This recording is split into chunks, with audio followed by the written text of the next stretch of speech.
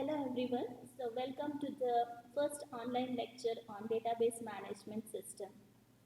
So here I'll give you the brief introduction about the subject, like what are the different outcomes of this subject and the introduction of the module 1. Okay. So first we'll see what are the outcomes. Identify, analyze and define database objects, enforce integrity constraints on database using relational database management system. This is the first outcome. And the second one is use structured query language for database manipulation.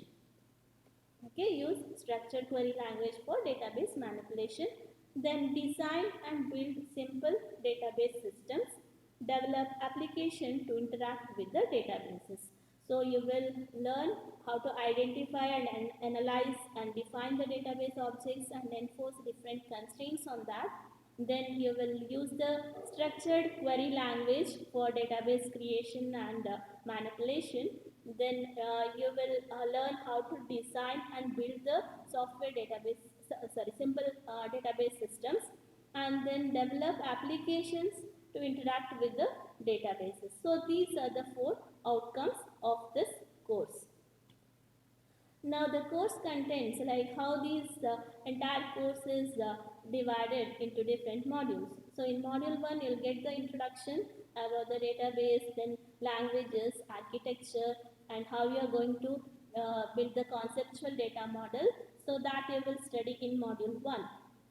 In module 2, it deals with the relational model, relational algebra, then mapping the conceptual design into logical design. Module 3, you will study SQL, that means structured query language, the simple or the basic queries as well as advanced queries you will study. Then you will get to know how to develop the application, okay, how to develop the application, and also you will study some case studies. Then in module 4, it deals with the design aspects of the database. Okay, normalization, then algorithms related to normalization, and then database design theory. And in module 5, it deals with transaction processing. Okay, so how you can handle multiple transactions, how you will maintain concurrency in that. So that you will learn or study in module 5. Now, which textbooks you have to refer? So, you have to refer these 2 textbooks, Fundamentals of Database Systems and then Database Management Systems. So, the Fundamentals of Database Systems, the authors are El-Mesri and Nawate, and it is a 2017 edition. And Database Management Systems, the 3rd edition, it is 2014 year published. Then module 1. In module 1, as I said, you'll get the overall idea about the databases. Okay, so this module has 3 chapters: Introduction to Databases, Overview of Database Languages and Architecture, and Conceptual Data Modeling using Entities and Relationships. So in this lecture, we'll see the first thing. We'll start with Introduction to Databases. So in this again, so I'll just explain the first 2 topics today, the introduction and characteristics of database approach. The first thing comes in our mind, what is database, right? So database is a collection of related data with an implicit meaning. Now what is meant by collection of related data? Now if I take the example, like I want to store the phone number and name and address. Okay, name, phone number, address I want to store or I want to save in my device. So in earlier days, what we used to do, we will maintain or we will keep a pocket diary, small diary. In that we will write a name and the phone number. Or even in phones or the mobile, you have a same procedure, like you will say the contacts. So now here, the name and the phone number or the address. When I say these 3 datas, okay, these 3 data datas are related to each other, right?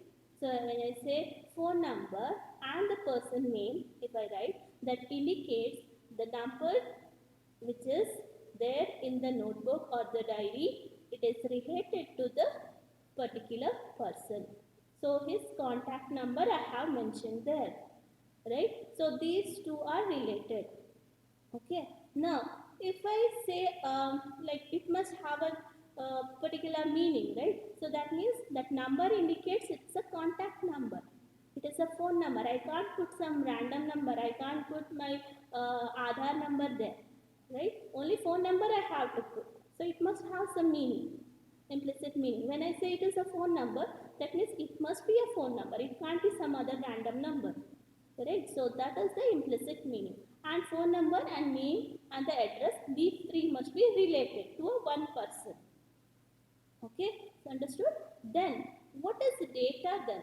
When I say database, it's a collection of related data, right? Now, what is data? Data, it is known fact, which can be recorded and that have an implicit meaning. When I say data, that means it must have some meaning, implicit meaning, and it is a known fact. So it must present. Okay. So if I say phone number or if I say USN, it must be there. Okay, it must be there. Like whether it is virtually present or physically present, but it must be existing one. Okay, that is called as data. So here, if I say name, phone number, address of a person means that person should be there. And all these informations are related to that person. Okay, so either physically the data must be present or virtually it must be, like conceptually it must be present. Then, what is the implicit properties of a database? Now, if I say database means just a collection of related information which has an implicit meaning, that doesn't surface the definition of database. Now, what are the properties it must have? So, database means it must represent the real world. As I said, it has to represent the virtual or the conceptual thing and the object which is there physically. Okay, so the existence must be there. So that's why it is defined as, or the property says that database represents some aspect of the real world. Okay, and this real world, it is called as mini world or the universe of disclosure. Now when I say it must represent the mini world, so whatever the changes happening in the mini world, it must be reflected in the database. Okay, so it must be reflected in the database. That means, for example, if your friend he changes his number or he has taken new SIM. Okay, now what do you have to do? You have to update the number in your address book, right? So you have to update it and you have to delete the old one, correct? So that is like you are making the changes in the database which must be reflected according to the real world. Okay, and the second point says the database is a logically coherent collection of data with some inherent meaning. As I said, in particular record, if I take one record, so all the data in that record must be related to each other. It should belong or it should represent a particular object's information. Like how you have a class object, right? And the members means if I say student as a class and one student, for example Karthik is a student and Karthik is an object. Now student is a class, Karthik is an object, and what are the properties or the data members he has, like USN, name, SEM, all these are data members. So these three values are collectively, if I take, these three are related to Karthik, right? One record actually related to one student. So like that, it has a logically coherent collection of data with some meaning or inherent meaning. Then the third property is the database is designed, built and populated with data for a specific purpose. So simply you can't put every details in the database. It should have some purpose, or it should work according to the need. Okay, if it is required, then only you design it. If you want such information, then store. Okay, if I say all student information is required to maintain the student database, or to know how many students are admitted and in which section they are, then I have to build, or I have to design a database according to my need, right? So it should have a particular purpose. Okay, then there should be some group of users who are actually assigned to use that particular database. Okay, so there should be a set of set of people who are using that database. So these are the implicit properties. Now we'll see what is database management system. Database management system means it's a collection of programs that enables users to create and maintain a database. So it's a set of programs, or the collection of programs that enables users to create and maintain a database. Okay, and another definition is it's a general purpose software system. Okay, general purpose software system that facilitates the process of defining, constructing, manipulating and sharing databases among various users and the application. So what are the main functions here? Defining, constructing, manipulating and sharing. Okay, so it's a general purpose system, general purpose software system which facilitates the users which facilitates the process of defining, constructing, manipulating and sharing databases among various users and the application. As I said, there should be a set of people who are using, or group of users for a particular database, right? So this software must allow them to use this.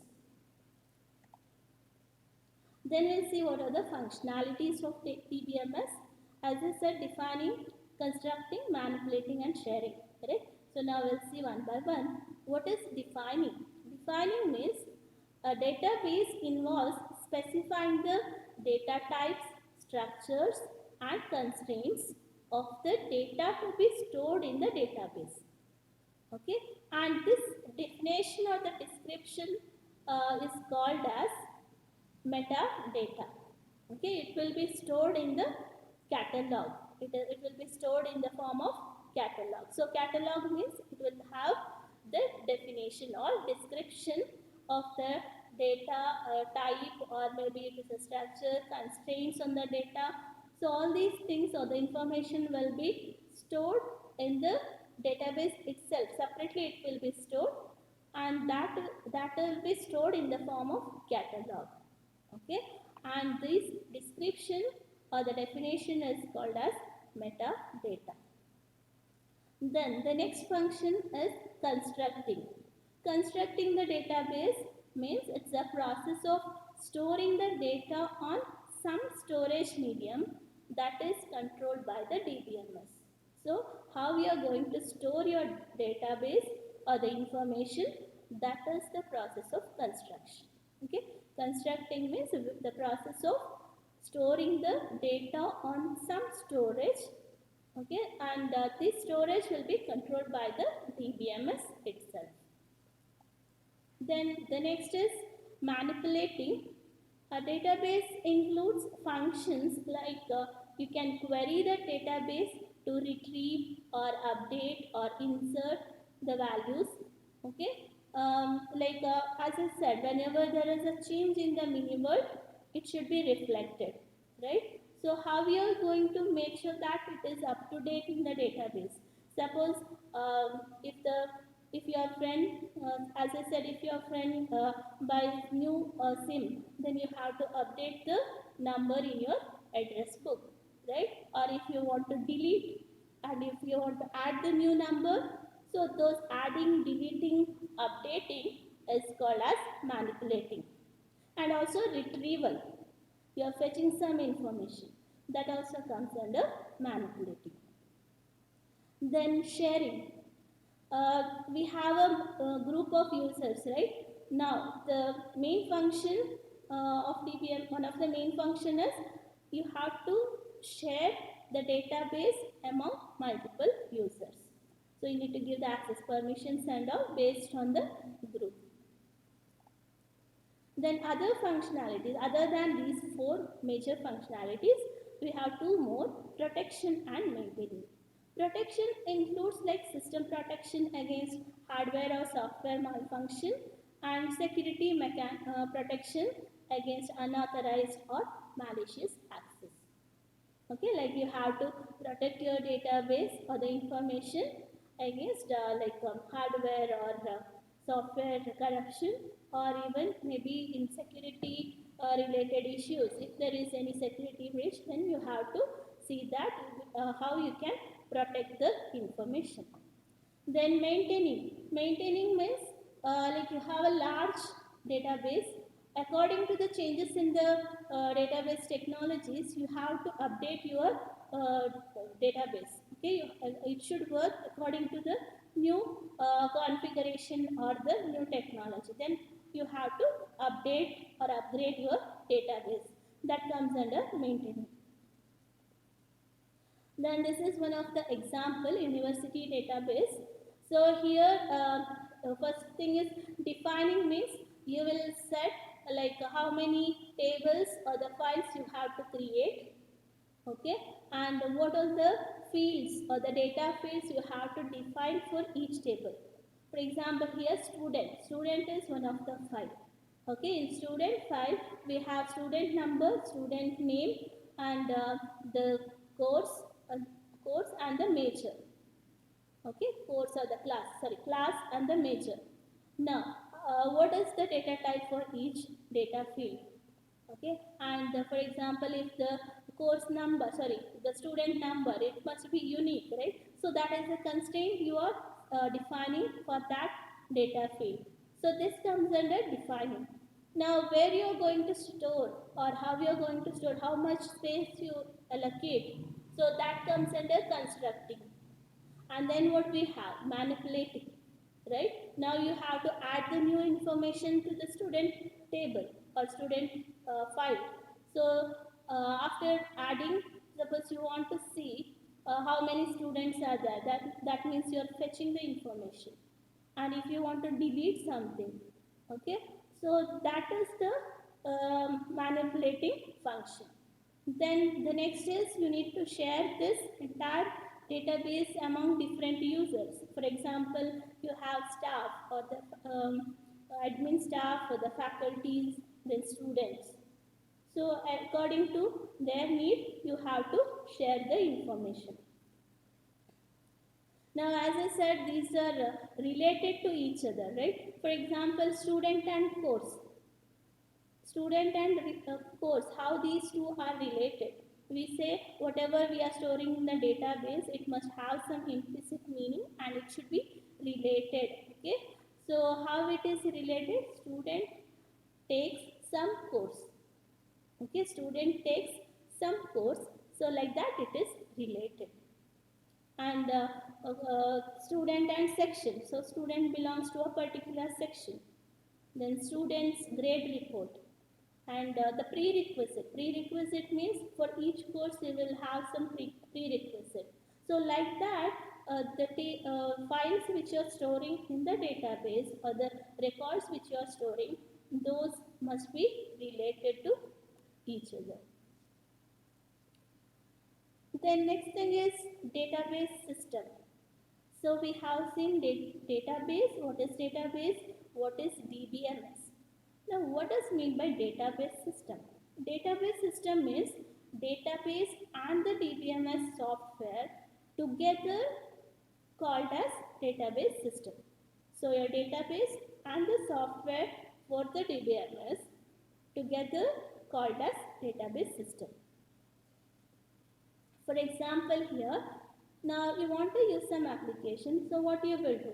Just you will open the website and you'll place your questions or the request. You'll type something. For example, you want to search whether tickets are available for a particular show in the morning. Okay, for particular movie. Okay, so in that case what you will do, first you will check the movie name and the timings, right? So that you will do using the user interface.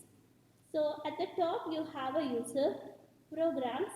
Okay, so user programs will be there here, and then when you enter the movie name or the timings, so that should be converted to the query language, because the normal text your application will not understand. Okay, the internal processing should be done, right? But it should understand the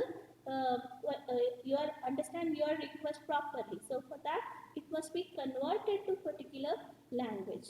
So here the query which you have placed, or the information like movie name and the timings which you have placed, that should be converted to a particular query format. Okay, it will be converted into application query, and that query will be processed by the DBMS software. So in DBMS software, you'll have a query engine, so it will convert that, and then there will be a software to access the information which is stored in the database, because you need to get the information back. It should fetch the information from the storage and it should be returned, right? So that's why there will be a software to process the query and access the storage. And here you can see two different databases. This is a symbol used for database. Okay, and these two symbols you can see, right? The stored database definition and stored database. What is the difference here? Stored database definition means it's a metadata. What is metadata? So metadata is the definition of the entire database. Okay, so that information is stored separately in the form of catalog. So that is called as stored database definition or the metadata, and your actual data will be there in separate database. Okay, so this is the simplified database system environment. Now we'll see the characteristics of the database approach. As I said, I'll cover introduction and characteristics. So this is the next topic, characteristics of the database approach. So there are four main characteristics: self-describing nature of database system, insulation between programs and data abstraction, support of multiple views of the data, then sharing of data and multi-user transaction processing. So we'll see one by one. Self-describing nature of a database system. As I said, the definition will be stored separately in the catalog. But if you take the traditional, in file system, what happens is you have to define the structure in a program itself. Okay, if you take C program or C++ program or any other. So there, what you will do, you will define the structure, or you will write what is the, how many data values are there, or the fields are there, what is the data type of each field. So that you will type or you will write in the program source code itself. Okay, but here in the database approach, what happens is it will be stored separately. Because of this, it will work different. It will be work with the different databases. Now suppose you want to change the description in the file system, so you have to do it manually, right? You have to go and you have to do it manually. But here separately it will be stored. Whatever you do or however you change it, it will be reflected in the catalog itself. So it has a metadata information. Then this next point is insulation between programs and data. Insulation means the first one is program and data independence, another one is program and operation independence. Program data independence means it will allow changing data storage structures and operations without having to change the DBMS access programs. That means, suppose you want to add the extra data to the record. Okay, so consider the example where you have only USN name and the semester. Now you want to add one more, that is a section. How you are going to add? So just you add one more section information, but no need to change the entire definition of the database. Just you need to add one more field. But in file system, what happens? You cannot add directly. You have to go to that program and there you have to change, and wherever it is referring in that file also you have to change the syntax and the program, right? But here whatever changes you will do, the user will not get to know, the end user. Internally you can update the information. That is called program data independence. New information or new data type, or you can change the definition of the data field, you can modify it, and that will not be known to the user. Then program operation independence. Here how we are going to implement the actual method, that will be invisible to the end user. That means, for example, you want to calculate the grade. So just you are using the UI and you will click on calculate the grade, but you don't know how it is calculated. Okay, so the internal operation, it will be done by the database system or the DBMS, but you don't know how it is doing. Whether, okay, suppose you want to, you have to enter the marks, 5 subject marks. Simply you will enter the 5 subject marks, and here whether it is it will convert that to a whole number, right? So that will be done internally. So only you know the signature of the operation. Signature means what all the parameters you have to pass, that you will know. But how it is actually implemented, suppose you want to change the implementation. So the software engineer or the database engineer, he will update or he will change the implementation, but it will not be known to the end user. Okay, that means you can change the code without letting aware of the user. Okay, like internally you can change whatever you want. So user application programs can operate on the data by invoking the operation. Just you have to use the method invocation, okay, to the names and the parameters, but you should not be worried about how it is implemented. So that is called program operation independence.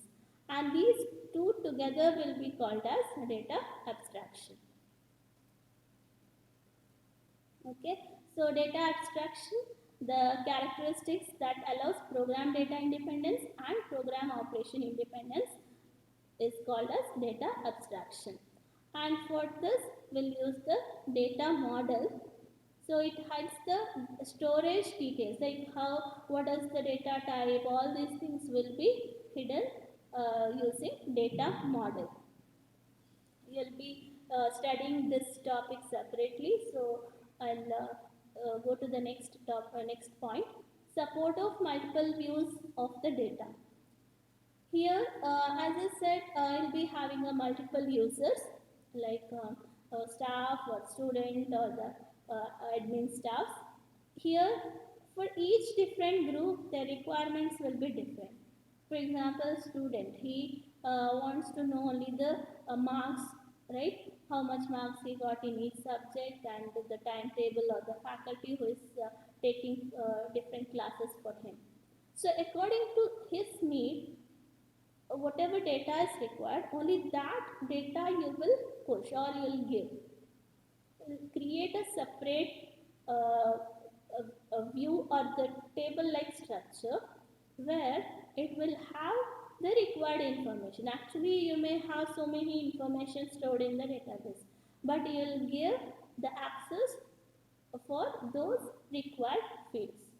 And in admission section, or the staff who is there in administrative section, they want only the admission detail of the student. They are not bothered about how much marks they have got, right? So for them, you give access permission for viewing only the admission related data. So that is called support of multiple views. Okay, like it is like you are giving the virtual view of the data, not the actual information. You will not pop up all the information from the database. Only the required field you will get, fetch, and present that in a pleasant way. Then sharing of data and multi-user transaction processing. Here, as I said, you have to give the concurrent access for different users. When it is related to transaction processing, there are several users. They will try to access the database simultaneously. Okay, you imagine the number of available seats. Okay, when you go for CET counseling also you might have seen the number of available seats. So that is the shared variable, okay, that is the shared data. Now if multiple users are trying to access that value, then at a time only one person can get the access. If not, what happens? Everyone will see the same, and even though if there is a change, it will not be reflected to the people, right? So you should not allow multiple users to access at the same time, even though they are trying to access the information, but you need to see that the concurrency or the changes happening to that shared data must be consistent. So that comes under transaction processing. Okay, so these are the main properties of the database approach. So we'll see the next topic. We'll continue with the next topic in the coming lecture. So thank you.